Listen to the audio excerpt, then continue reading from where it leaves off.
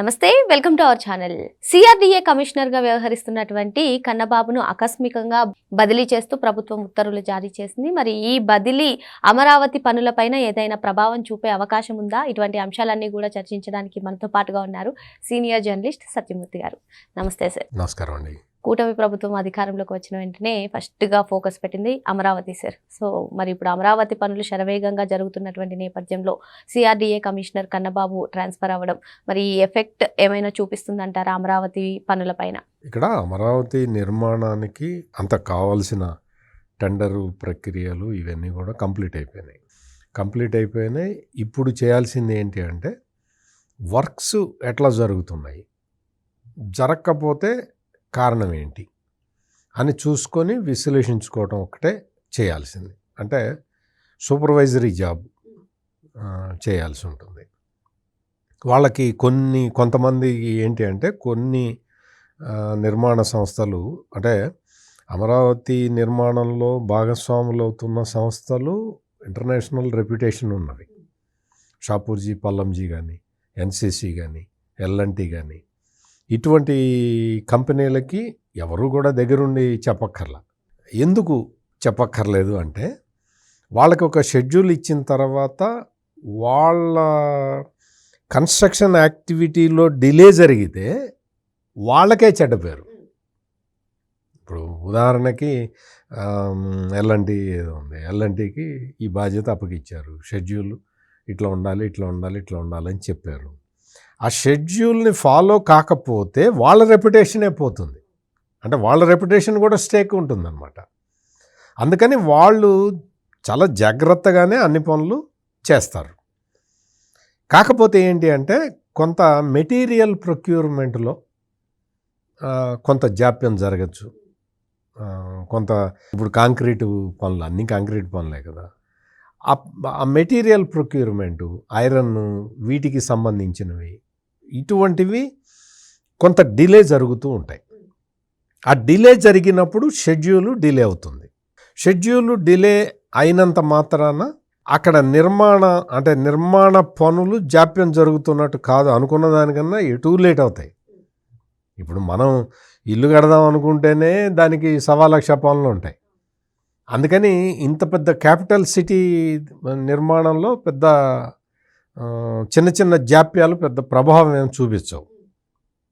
కాకపోతే ఇక్కడ విషయం ఏంటి అంటే సిఆర్డీఏకి వచ్చిన కమిషనర్ ఫస్ట్ కూటమి ప్రభుత్వం అధికారంలోకి రాగానే కాటమనేని భాస్కర్ అనే ఐఏఎస్ ఆఫీసర్ని సిఆర్డీఏ కమిషనర్గా పెట్టారు.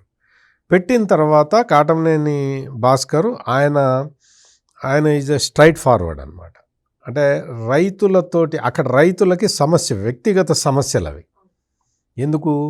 వాళ్ళు తమ సొంత భూముల్ని రాజధాని కోసం ఇచ్చారు. రాజధాని కోసం భూములు ఇచ్చిన వాళ్ళకి జగన్మోహన్ రెడ్డి అసలు తీరని అన్యాయం చేశాడు. అంటే 5 సంవత్సరాలు వాళ్ళ జీవితంలో అమూల్యమైన 5 సంవత్సరాలు కోల్పోయారు. అందుకని ఏంటి అంటే గవర్నమెంట్ మారంగానే రైతుల్లో యాస్పిరేషన్ పెరుగుతుంది. 5 సంవత్సరాలు మేము వెయిట్ చేశాం కదా, అంతకుముందు 3 ఏళ్ల కిందట ఇచ్చాం. అంటే దాదాపుగా 8 సంవత్సరాల పాటు మా సమస్యలు అట్లాగే ఉండిపోయినాయి. కూటమి ప్రభుత్వం రాగానే ఒక 2-3 నెలల్లో మా సమస్యలు పరిష్కారం అయిపోతాయని వాళ్ళు రైతులు అనుకోవటంలో ఎటువంటి తప్పు లేదు. మీరు ల్యాండ్ ఇచ్చినా, నేను ల్యాండ్ ఇచ్చినా కూడా అదే అనుకుంటాం. ఎందుకు అంటే మధ్యలో ఈ జగన్మోహన్ రెడ్డి అనే వ్యక్తి రాకపోతే రైతుల్లో ఇంత అభద్రతాభావం ఉండేది కాదు. రైతుల్లో ఇంత అసహనం ఎందుకు వచ్చింది అంటే జగన్మోహన్ రెడ్డి వల్ల. ఈ జగన్మోహన్ రెడ్డి పరిపాలనతోటి అసలు ప్రభుత్వం అంటే, ప్రభుత్వ వ్యవస్థ అంటే వాళ్ళకి నమ్మకం పోయింది. అందుకని కూటమి ప్రభుత్వం రాగానే విపరీతంగా ఒత్తిడి పెట్టారు. ఈ ఒత్తిడి తీసుకొచ్చిన తర్వాత ఈ ఒత్తిడికి అక్కడున్న CRDA commissioner Katamaneni Bhaskar with stand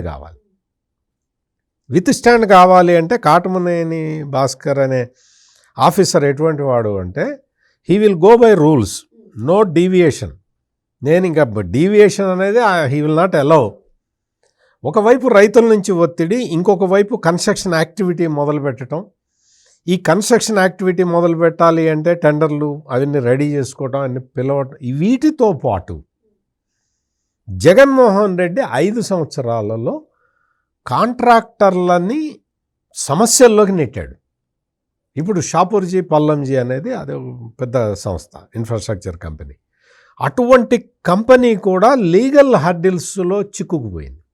Jaganmohan Reddy అట్లా చేశాడు. వాళ్ళకి అక్కడ పని చేయనివ్వలేదు, చేసిన పనికి బిల్లు ఇవ్వలేదు, వాళ్ళు అక్కడి నుంచి వెళ్ళిపోతామంటే వెళ్ళనివ్వలేదు, అక్కడి నుంచి మెషినరీ తరలిస్తామంటే తరలించే అవకాశం లేకుండా చేశాడు. రకరకాల సమస్యలు సృష్టించాడు. ఎందుకు? మీరందరూ రాజధాని కట్టడానికి వస్తారా మా దగ్గరికి అని జగన్మోహన్ రెడ్డి దాన్ని మొత్తం ఆ వ్యవస్థ మొత్తాన్ని ఛిద్రం చేసి పెట్టాడు. మరి అటువంటి వ్యవస్థని ఇవన్నీ కూడా నేను చెప్పిన కంపెనీలన్నీ కూడా వరల్డ్ ఫేమస్ కంపెనీలు. మరి అటువంటి కంపెనీలకి మనం అన్యాయం చేస్తే అది ఏమవుతుంది? ఆంధ్రప్రదేశ్ బ్రాండ్ ఇమేజ్ మీద ఎఫెక్ట్ పడుతుంది. అందుకని ఏం చేయాలి? ఇవన్నీ కూడా ఈ లీగల్ డిస్ప్యూట్స్ అన్నీ కూడా సెటిల్ చేయాలి. కాటమనేని భాస్కర్ అందులో చాలా ఎఫెక్టివ్గా పనిచేసి ఈ కేసులన్నీ ఒక పరిష్కారానికి వచ్చి వాళ్ళతోటి ఒప్పందానికి వచ్చి కొత్తగా కొంత మొబిలైజేషన్ అడ్వాన్సులు అవన్నీ ఇచ్చి వాళ్ళని సెట్ చేయటం వరకు కాటమనేని భాస్కర్ చాలా ప్లేడ్ ఏ క్రూషియల్ రోల్. ఆ తర్వాత ఏమైంది? వీళ్ళు వచ్చేసారు, కొత్త ఫ్రెష్ టెండర్లు పిలిచారు. ఆ టెండర్లలో ఈ కంపెనీలు పార్టిసిపేట్ చేయటం, వాటికి అవన్నీ కూడా టెండర్లు ఫైనల్ చేయటం, ఈ ప్రాసెస్ అంతా కన్నబాబు చాలా బిజీగా ఆయన చేయగలిగాడు. బిజీగా ఉండేవాడు, చేశాడు. ఈ మధ్యకాలంలో ఏమైంది అంటే ఈ జాప్యం అంతా కూడా రైతుల మీద ఎఫెక్ట్ పడదు. భూములు ఇచ్చిన రైతులందరూ కూడా ఈ ప్రభుత్వం మమ్మల్ని పట్టించుకోవటం లేదు, మా సమస్యల్ని పరిష్కరించటం లేదు అని వాళ్ళు ఒక నిర్ణయానికి వచ్చేసారు. గవర్నమెంట్ వ్యూ ఏంటి అంటే ముందర జంగిల్ క్లియరెన్స్ చేసుకొని పనులు అప్పగిచ్చేసి పనులు స్టార్ట్ చేయిస్తే రైతులకి విశ్వాసం కలుగుతుంది అని గవర్నమెంట్ అనుకున్నది. రైతులు ఏమనుకున్నారంటే మీరు మీ పనులలో మీరు బిజీగా ఉన్నారు, మా పనులు ఎవరు చేస్తారని రైతులు చాలా ఫ్రస్ట్రేషన్లోకి వచ్చారు. గవర్నమెంట్ ఈ బిల్డింగులు కట్టడం మొదలు పెట్టేస్తే ముందర ఆ పని చేసేస్తే రైతుల ఇష్యూస్ అన్నీ కూడా మన చేతిలో పనే కదా, మనం ఈజీగా సెట్ చేయొచ్చు అన్న యాంగిల్లో గవర్నమెంట్ ఉన్నది. మీ పనులు మీరు చేసుకుంటున్నారు, మీ బిల్డింగులు మీరు కట్టుకుంటున్నారు, మరి మా పరిస్థితి ఏంటి అని రైతుల్లో వచ్చిన ఫ్రస్ట్రేషన్ దాన్ని ఆపటానికి లేదు, ఆ ఫ్రస్ట్రేషన్ని తీర్చటానికి అధికారుల స్థాయిలో వీళ్ళు ఏమీ చేయలేకపోయారు. అధికారుల స్థాయిలో వాళ్ళని కూర్చోబెట్టి మాట్లాడటం, రైతుల్ని అనునయించటం, వాళ్ళతోటి మీ సమస్యని పరిష్కరించడానికే మేము ఇక్కడ ఉన్నాము అని చెప్పటం, వాళ్ళని కూర్చోబెట్టి ఇంకా నీకు అంతకన్నా ఇంకా ఏం పని ఉంటుంది? నువ్వు రైతులతో మాట్లాడాలి. ఎందుకు అంటే నువ్వు కూర్చున్న కుర్చీ కింద ఉన్న స్థలం కూడా వాళ్ళు ఇచ్చిందే. సింపుల్ కదా. అంటే మరి అంత బాధ్యతతోటి అధికారులు వ్యవహరించాల్సిన అవసరం ఉంది. కానీ దురదృష్టవశాత్తు ఏం జరిగింది అంటే వీళ్ళు ఈ కన్స్ట్రక్షన్ యాక్టివిటీలో బిజీగా ఉండటం వల్ల రైతుల్ని పట్టించుకోవాలి. రైతుల్ని పట్టించుకోకపోగా వాళ్ళు డౌన్ ద లైన్ కొంతమంది ఆఫీసర్లని, ఎఫిషియెంట్ ఆఫీసర్లని పెట్టుకోవాలి. ఎఫిషియెంట్ ఆఫీసర్లను పెట్టుకుంటే ఏమవుతుంది అంటే స్టేజ్ బై స్టేజ్ నీకు ఒక జూనియర్ ఆఫీసర్ దగ్గరికి వాళ్ళ సమస్య తీసుకొని అతను పరిష్కరించగలిగితే చేయటం, లేకపోతే పైకి ఎస్కలేట్ చేయటం, అట్లా కమిషనర్ దాకా వెళ్ళటం, అట్లా గవర్నమెంట్ దాకా వెళ్ళటం, ఇదంతా కూడా ఒక సిస్టమేటిక్గా జరిగినట్టయితే బాగుండేది. కానీ చాలా విషయాల్లో గవర్నమెంట్ నిర్ణయాలు తీసుకోవాల్సిన ఇవి చాలా ఉండిపోయినాయి సమస్యలు. అంటే క్యాబినెట్ డెసిషన్ తీసుకోవాలి. క్యాబినెట్ డెసిషన్ తీసుకోవాలి అంటే ఏం చేయాలి? ఏ ఆఫీసర్ అయినా ఏం చేయాలి? ప్రపోజల్స్ ఇచ్చి ఆ ప్రపోజల్ని పర్స్యూ చేయాలి. ఒక్కసారి కాదు, 10 సార్లు కాదు, 100 సార్లు తిరగాలి, మంత్రిని కన్విన్స్ చేసుకోవాలి. ఆ మంత్రికి అర్థమయ్యేలాగా చెప్పుకోవాలి, ఆ మంత్రిని తీసుకెళ్ళి ముఖ్యమంత్రితోటి మాట్లాడించుకోవాలి. ఈ ప్రాసెస్ అంతా చేయాలి, ఓపికతోటి చేసుకోవాలి. ఒకవైపు రైతుల్ని వాళ్ళని కూర్చోబెట్టి ఇదిగో ఈ స్టేజ్లో ఉంది, ఈ ప్రాసెస్లో ఉంది అని చెప్పాలి. గవర్నమెంట్ దృష్టికి అంటే మెయిన్గా ముఖ్యమంత్రి దృష్టికి సమస్యలు వెళ్ళలా చాలా కాలం పాటు. ఎప్పుడైతే ముఖ్యమంత్రి దృష్టికి సమస్యలు వెళ్ళినాయో మున్సిపల్ వ్యవహారాల శాఖ మంత్రి నారాయణ, కేంద్ర మంత్రి పెమ్మసాని చంద్రశేఖరు, స్థానిక ఎమ్మెల్యే శ్రవణ్ కుమార్ తోటి 3 మెంబర్డ్ కమిటీ వేసేసి మీరు రైతుల సమస్యలు పరిష్కరించండి అని చెప్పిన తర్వాత వేగంగా ముందరికి కదిలిన తర్వాత గవర్నమెంట్ తీసుకోవాల్సిన డెసిషన్స్ని ఈ 3 మెంబర్డ్ కమిటీ వెంటనే రికమెండేషన్స్ చేయటం, అప్పటికే సమస్య ప్రెసిపిటేట్ అయ్యి ఉన్నది. దురదృష్టం, అక్కడ దాకా రాకూడదు.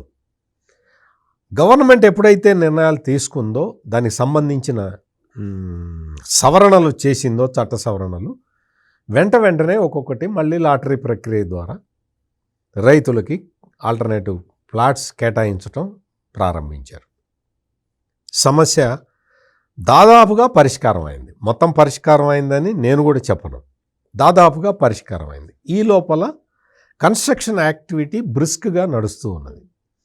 కన్స్ట్రక్షన్ యాక్టివిటీ బ్రిస్క్గా నడుస్తూ ఉన్న సమయంలో నేను ఇందాక చెప్పినట్టు మెటీరియల్ ప్రొక్యూర్మెంటు ఇటువంటి వాటిట్లో కొంత జాప్యం జరిగింది. గవర్నమెంట్ వైపు నుంచి మొత్తం ఈ కంకర, సిమెంటు, ఇసుక, వాటర్ ఫెసిలిటీ వీటికి సంబంధించి అన్ని గవర్నమెంట్ ఏర్పాట్లు చేసింది.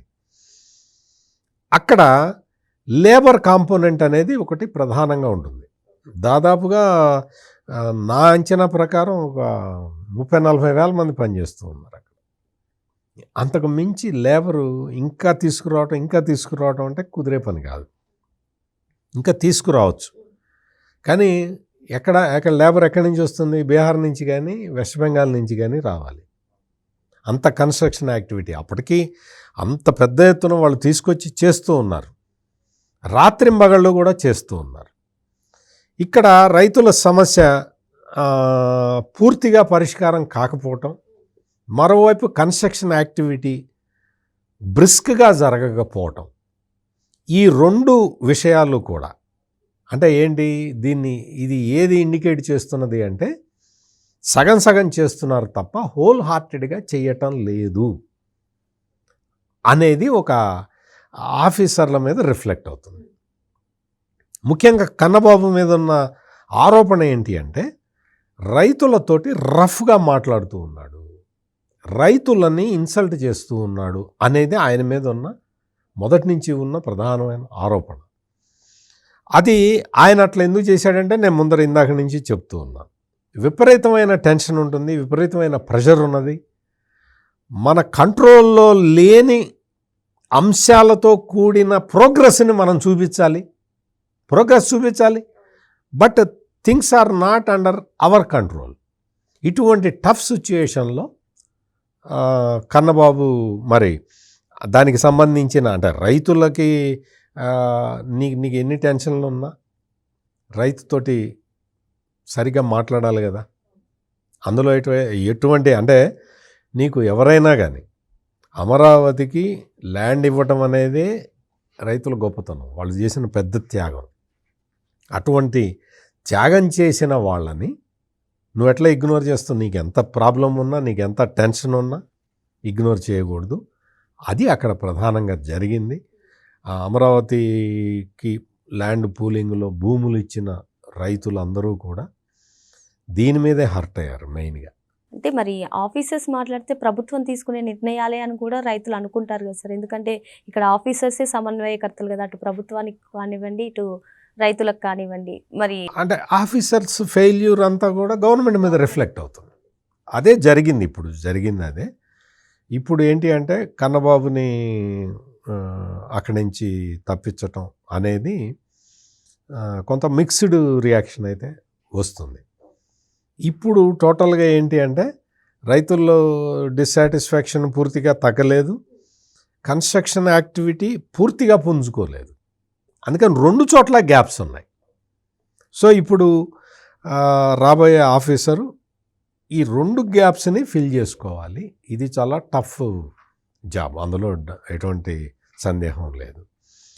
మంత్రి పురపాలక శాఖ మంత్రి నారాయణ అయితే 24 గంటలు సైట్లోనే ఉంటున్నాడు, ప్రోగ్రెస్ చూస్తూ ఉన్నాడు. ఆయనకి హెల్ప్ఫుల్గా ఉండే ఆఫీసర్ కనుక దొరికితే అంటే ఆల్రెడీ వేశారు. ఇప్పుడు సిఆర్డిఏకి కమిషనర్గా వచ్చిన విజయరామరాజు, ఆయన ఎడ్యుకేషన్ డిపార్ట్మెంట్లో పనిచేశారు నేను మొన్నట్టు. ఆయన ఈజ్ అన్ ఎఫిషియెంట్ ఆఫీసర్. ఇప్పుడు విజయరామరాజు చేయాల్సిన పని ఏంటి అంటే కోఆర్డినేషన్, ఎక్కువ కోఆర్డినేషన్ మీద చేయాలి. అంటే గవర్నమెంట్ సైడ్ నుంచి, మంత్రి సైడ్ నుంచి, కాంట్రాక్టర్ల సైడ్ నుంచి, రైతుల సైడ్ నుంచి. అందుకని విజయరామరాజుకి ఓపిక ఉండాలి ముందర. ఆయనకి నాకు తెలిసి చాలా ఎఫిషియెంట్ పర్సను, చాలా ఓపిక ఉన్న మనిషి కూడా. ఆయన సమస్యని ఎట్లా సాల్వ్ చేద్దామా అని ఆలోచించి చేసే మనిషి, అందులో నాకు ఎటువంటి సందేహం లేదు. కాకపోతే ఏంటంటే ఇక్కడికి వచ్చిన తర్వాత ఈ టెన్షన్స్, మల్టీ డైమెన్షనల్ టెన్షన్స్ ఉంటాయి. నీకు ఒకే టెన్షన్ కాదు, ఇక్కడ రకరకాల టెన్షన్లు ఉంటాయి.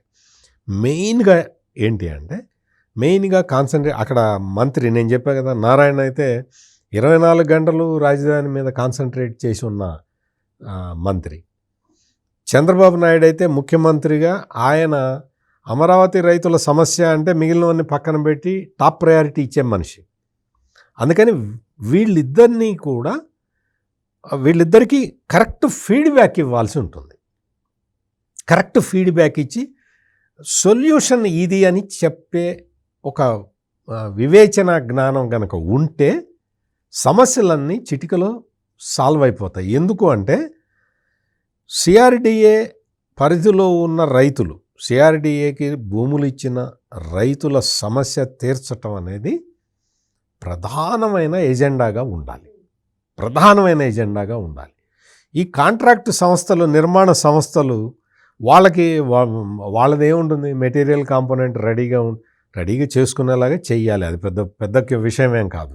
నేను ముందరే చెప్పినట్టు నిర్మాణ సంస్థలు షెడ్యూల్కి స్టిక్ ఆన్ కాకపోతే వాళ్ళకే ప్రాబ్లం. వాళ్ళకే ఇదేంటి ఇంత పెద్ద కంపెనీ అయ్యి ఉండి వీళ్ళు కూడా షెడ్యూల్ చేయట్లేదని వాళ్ళకే బ్యాడ్ నేమ్ వస్తుంది. అందుకని మెయిన్గా విజయరామరాజు చేయాల్సిన పని ఏంటి అంటే రైతుల ప్రాబ్లమ్స్ని జీరో చేయాలి. రైతులందరినీ కూర్చోబెట్టి, వాళ్ళు సిఆర్డిఏ ఆఫీస్కి ఏ రైతు వచ్చినా సరే టాప్ ప్రయారిటీ రైతుకి ఇచ్చి కూర్చోబెట్టి మాట్లాడితే మొత్తం సెట్ అయిపోతుంది. మరో అంశంతో మళ్ళీ కలుద్దాం. Thank you sir. నమస్కారం అండి.